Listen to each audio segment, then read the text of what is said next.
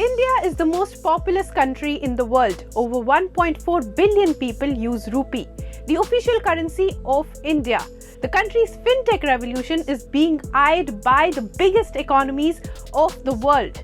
India, with an expected 7+% growth in GDP, is the fastest economy in the world. However, its currency is still weak. In November 2023, the currency hit a record low of 83.42. On February 19, the currency was at 83.1. But why is the rupee still weak? Is it good or bad for the country? Let me explain.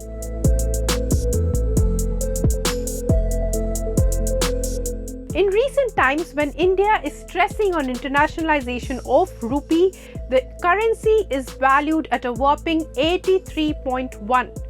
Now, this is not good because it means that for every $1, you need to spend 83 rupees.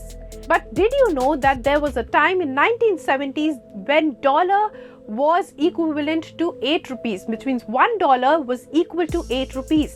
So the value has depreciated over 10 times in these years. And well, if you see this chart, the depreciation has happened only in the recent years. First, let's understand how the valuation of rupee works. Reserve Bank of India, or RBI, which is India's central bank, controls the valuation of rupee through monetary policy tools and currency intervention. Recently, RBI has been intervening too much to maintain the value of the currency. Now, this is done by buying or selling the US dollars, which in turn influences the demand and supply of the rupee. Rupee is heavily influenced by international conflicts, trade and relations between countries. For instance, if India exports more than it imports, then the value of rupee will go up because the demand of rupee goes up too. India exports a huge amount of goods, but its imports are still higher. This is determined by India's fiscal deficit. The government, through the interim budget this year, indicated its focus on reducing the deficit as its priority.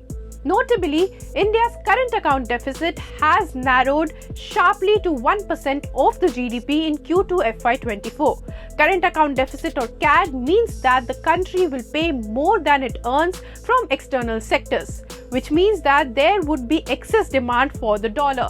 A narrow CAD means that the demand for the dollar vis-a-vis rupee decreased. Now, while a deficit devalues a currency, it also fuels economic growth. I'll come to that later. Now, the fluctuation of rupee's value is also led by foreign investments. When foreign investors are bullish on India's growth, they pour money into Indian markets and the rupee's value raises. But this also makes it dependent on global market sentiments.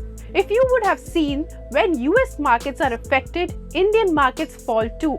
The US and China markets influence India more than others. For instance, when US Treasury yields rise, investors don't put money in emerging markets like India.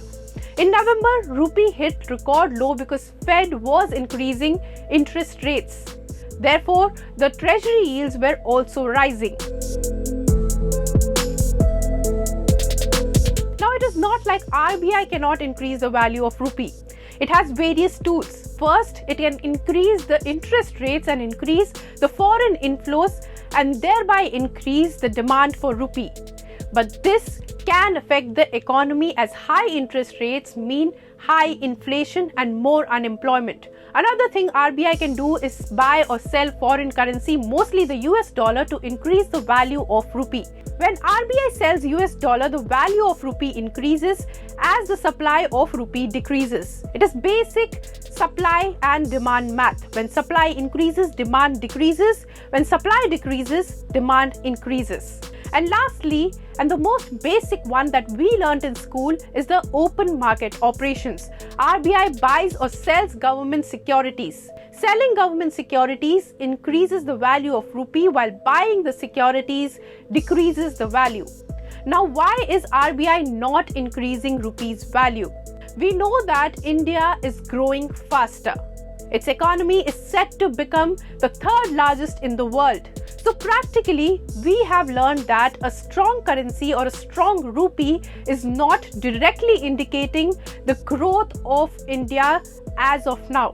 For a developing economy, a devalued currency may not be all bad. Let me tell you how. A weak currency boosts the nation's exports by making its goods competitive in global markets. And the goods are cheaper, so more countries import from you. Higher export volumes spur economic growth, and high prices on imports also help in increase in domestic customers buying local products because imported ones are pricey. And well, the government's Make in India plan is aimed to reduce imports and increase exports. Second is trade balance is improved, thereby shrinking trade deficits. This is also one of the main focuses of the government right now. And lastly, tourism is boosted. If traveling to India is cheaper, then influx of tourists in the country will also be higher. Hence, RBI as of now is not very keen on pushing the value of rupee up. Well, there are disadvantages of a devalued currency too. The import prices go up, so imported goods become costlier. It reduces the purchasing power of the customers. There is investor uncertainty. Foreign debt gets impacted. Inflation increases at times, and so on. However, the impact is different for different economies. The point to note here is that the Indian rupee was one of the best performing currencies and the least volatile among the global pairs in 2023. It was the most stable currency among the emerging markets. And this despite global geopolitical concerns and strengthening of the US dollar. As per RBI, the stability was owed to India's sound economic fundamentals, including the easing CAD. And the World Bank also says that India may receive an estimated $135 billion inward remittances in 2024, and it would remain the largest recipient of remittances globally. With this and a strong influx of FPI inflows, the CAD could be manageable in FY24 and FY25. So well, the focus on reducing the deficit may push the value of the Indian rupee higher, but even now, the country in terms of economic growth remains largely unaffected by the value of the currency, with its markets hitting record high and the economy growing faster than ever.